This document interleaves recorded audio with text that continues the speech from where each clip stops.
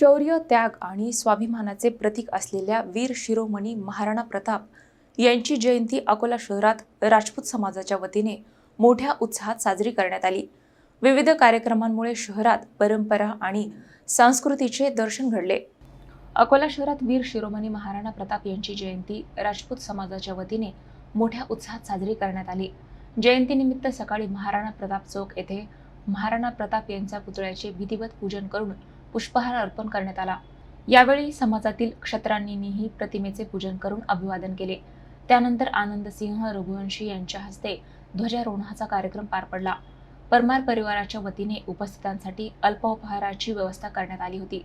सायंकाळी महाराणा प्रताप बाग येथून भव्य शोभायात्रेला प्रारंभ झाला। महिलांनी सादर केलेल्या पारंपरिक आणि साहसी खेळांच्या प्रात्यक्षिकांना नागरिकांनी उत्स्फूर्त प्रतिसाद दिला।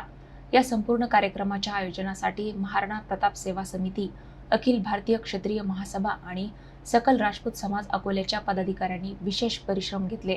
या निमित्ताने समाजात एकता, इतिहासाची जपवणूक आणि राष्ट्रनिष्ठेचा संदेश देण्यात आला।